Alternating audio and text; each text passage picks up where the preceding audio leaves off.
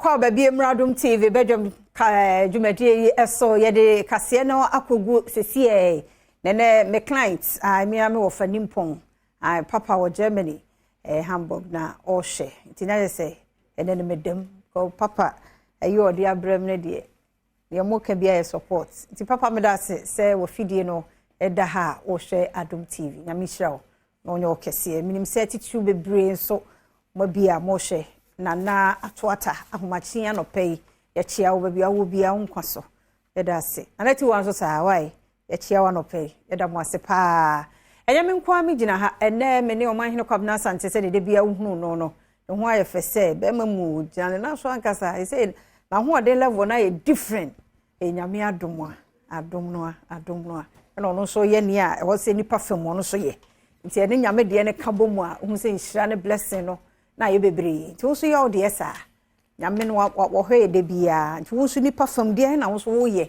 e de a compliment de nyame ye no se wo hunu sa na ye mayi a complain bia nka dem ati ase wa ma wo bibia nti wo fam de na wo so ye o de ni hira na ka ho be me na no pe me wache se bia boko de oh bibia boko mo aye fe pa ma mpani chen wo a o chen so ti akonya no so ni ato agba no nti wo so na mu okay dem say me kodi che de chi na independent presidential candidate. Neno na mwana me ba na kire me say na papa we so ono so ba one coffee granting be. Na me obi a wo hu ni bia obeba. O mi ni business. Obi eba. Di me ba. Sa. Ma me akua don kokra di se kura so o se oba. Camera for na me ba me kakra aka mo me de be door to door ma be je be to be mo de be si for mo me sire mo. Me ni mu camera for. Wo be didi me che twetwa pictures na didi kakra ka se mo nya fe. Ye be to am ye be to fe wo ke ka de na me twem. Afu be ko mu kura no na wonya zero na wo se gusa ho se e mo akra o. Enti mi akra man to am me ho ana. So ni se bia sipe. Ma daro ma tira medical because ye bodam free ha. Enti me ka kire mo ansa. Mo na magigi me so ase metimagina. Nya kakra na me save na me dey. E watch o bra. Dem say afre na me beto to. Ne ye meeting. The camera for me say me dey dwadi for me na mo charge. Me ne camera for sound for lighting stage. We share the whole Ghana zango for mo temu. Me dey me chita for the shot from base. Aha me dey me ba no man ben say cameraman bia wo duty bia no. O ba limousine beba be siu afi me creative estates e dey ama camera ne sound ne set designers no afi mo nya access to eye bosin a insi hu ne be keto abi e se di mpendo do na mo amo akire ne ntim nka yi na afi ma hwese mo man so scholarship no o manya do na be ko mo se wo anyoma mu ti se ya dibidi ye de ne se e frɛ no ye di adwa ye de no ye di adwa die ba hye ne be da kwa mu sa o de ye de kama se na nkate pa nka problem ye chiro flexible say wo kan say ya na nka ye adwuma ka problem be ne wo problem be ye ho e bonya me pa ye pa na mnim so mo a wo mo hyehyɛ boni nyina no o mo nyanko mbe ye na so but then wo hye bon so a ya hye according to wey ntisa nyame me to me pa bosha de nyame anim ni so na so woni mana kra nti no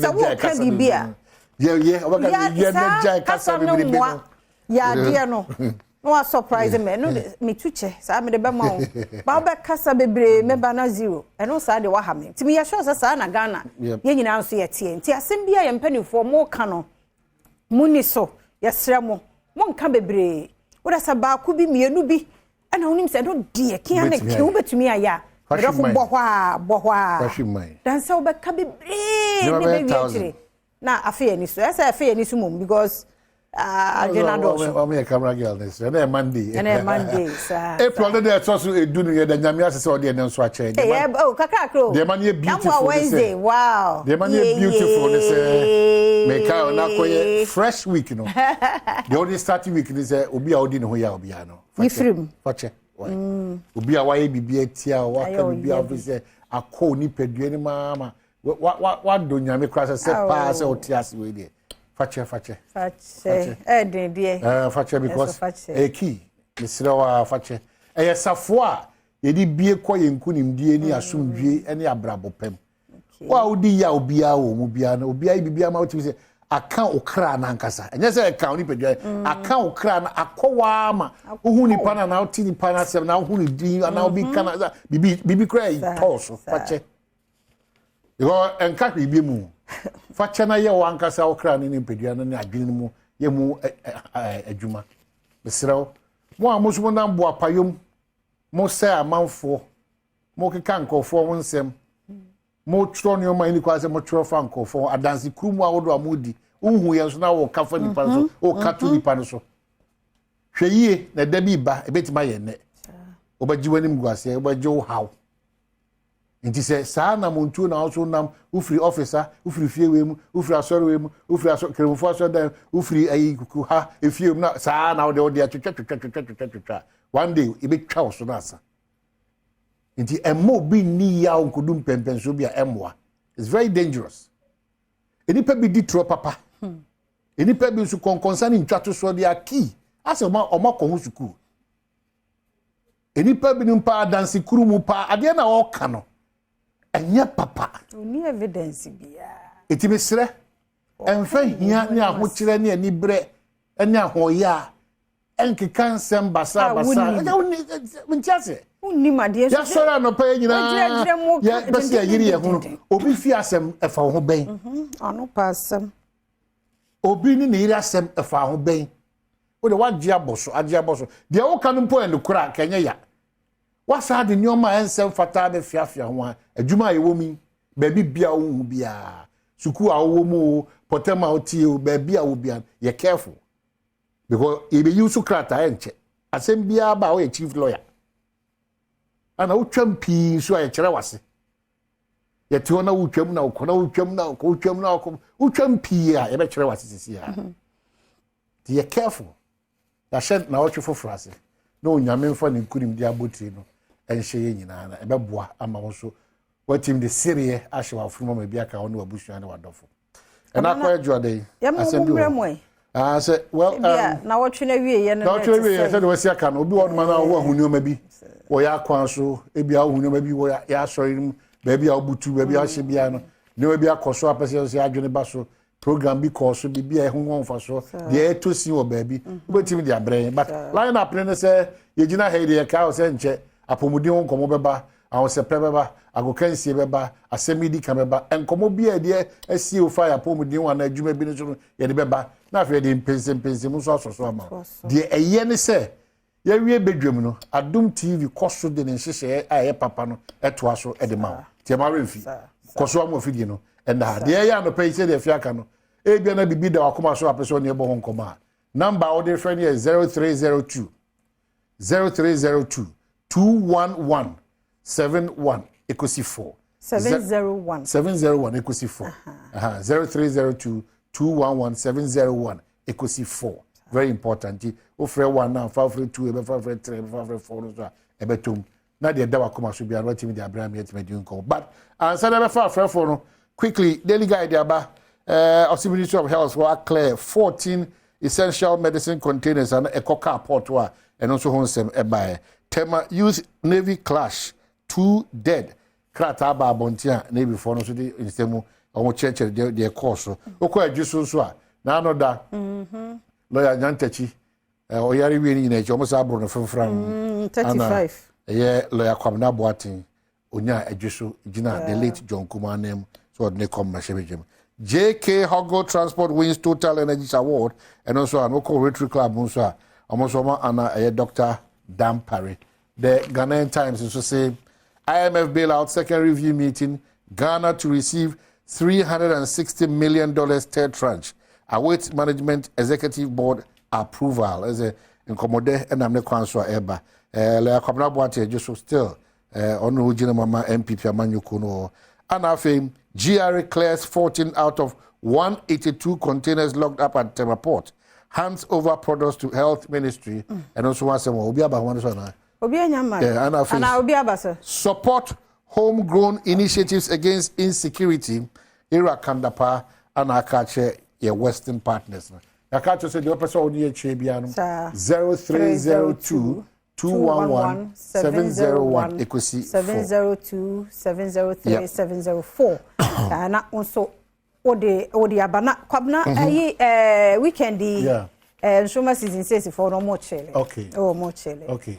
Kudos to Kofi Ampedu, ni team no. O my idea. So omuko akosomo Afrikiko. Oh yes. Oh yes. I see her. Farmer on. Sure. Says Andy bi wo mu dia. Hey. And one no nipa so yo me. Ryan ejina mu yana. Sure. Rahel ko nim kra epe. Hey, Rahel. Oh, nkra na chile. Omo have fun. Oh, wow. This year na say more about too much. And we have some body color in na kra sesa. Masa. You show mo dware yo. Therapy pa nti nyame hwamo. Afrikiko fo nyame hwamo pa nye nne dedi kan ni.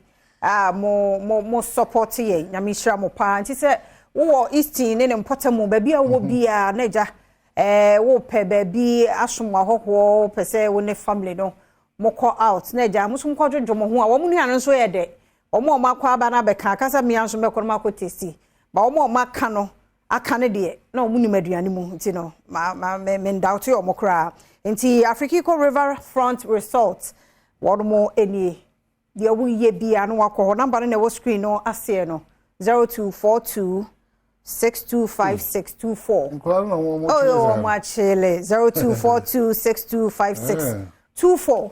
Bora ho na esu no. Esrade anche.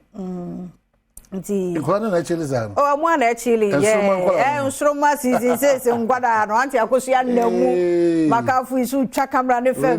Tese didie no a. Amfa me na ya nka ha me pa o. Ona na qualify. Because we me huni say me huni tema gamazme before so ya ma me mane me na na da so no na enti anya hwe sa wa wutumi ye nyambo a Wednesday pabna so wutumi se mu wo Afrikiko ho anya bad. Oh wow. We ro ma jo mani o. I can suit you. Oh wow. Right so na ne nam fa no my ade pa na nya no nko a wie so ya sa do mo ko swimming pool so na say je mo ko swimming no ni ade. Oh mo ya ade nyame hwa mo. Daddy Tony, good morning. And I'll pay me chia opa onso ajebre a wo hye Adom TV. US memu na obutu nyame hira na onye okese. Yada mo ase o, mo hye no modo so. Nyame hira mo papa pa menya odi nko ade adaroma mechia wo na minya yentia. Nanso munyina no. Me say kejua I crab why ready. Inti kuma say sande ko for nyina mo nkama kuma ntum ye me. Na no akosi say. Ha se for kasa. No azu dreams e de wo ya chimienu. Eno kra no na enye go bi asa but enya sakwa go bia go bia what you say nye pa bia so wa she go bia point anyway go bia go wa sha no nko ade point ejuwa ba be chim bo modem bo akotoko boy ye ni refio mo ye nyoma bebre but bo ho modem bo bia na go na ma sa tie so yiro e de me ka bia se ne kotoko di tie yem sa o anya se no ko na 8 9 10 matches there I know she I know they yeah I na dey no but so they was sick baba bi wa hot to be nti dia wo ho no said the wunim de Badwam dwumadie no ye de emamo no eno so week yi mu nyina no ye hwe mental depression yeah awo maternal depression kwabna nya bete wa wie na depression de no ho ahye mu na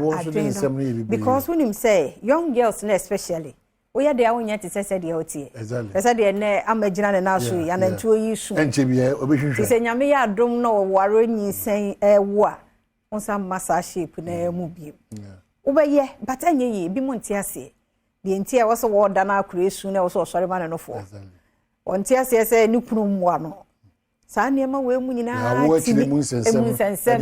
even pregnancy na mu kran sensem na bi ntiase nti wo be dwene na fe atiasi eye problem and aboafo ho mbeboa ye wiki mu nyina ho nkomo aye die no na wo ye obema na wo hwe me wo yira wo na oba na esu no asif me nko ana be oba ni na esu sa what ase oba ni na esu no kokofa akra no nso to account sa she wo dem rifa mu hwebo mi wa ye nyina ya responsibilities obani na esu no nti sa asem we na mokeka no nti akwa be nyini no na ya obani na esu no ati ase afi o ma ta wa no wadwa obani na esu ta wonde mbadi ache na bia oh enkasa kasi ya bani esu fa no brem na me hwe na so dware nkura no na ye de aka na mu gya ni nyina ba oba no so a na depression no ho achem nti obadwene sa na ho ofari nyina na ateko ti mesro wiki mu nkomo a yebedie no ye kɔ na kedwa na nkasa ansana be kɔ no amena wase mrantia dodo na wa no nyina no obomodin ati wanim kire omo titiru eye sofo kwache bribia da ma no condom se enyo no kwa obia mema ne de dodo no a frank mu nyina age se sofo no omoji condom no busan sa de o family planning infections no ni ade sofo kwache cha no pe wo multimedia dodo afro PR okay o ye adwuma o ma am sofo be fro sisi asa na papa yi se wa ka wa ide condom de okura bi anya bone o ye ready the hard you say what do we craba yes pharmacy for no so mrantia ne ba o so beto condom na mo hwe hwe mo so hwe mo form sa mo kasa o we kwada e bone condom so mo na de ma me mo kasa enti e bone for me da mo enti ma guys smart under age before na kototo condom en fere so be use condom what na wo ho ne ma wo ho ba firi ne ma bebre mu nyarewa mesra use no mo ho ban yare na do so condom kwa na wo fere wo to condom ma men fere you bold wo so pcd o de ba ma simple se dini na ye odin a ko kasi de akofa kaka kunyum bia bro ya wie ti e ko na agudie mu nsem ato aso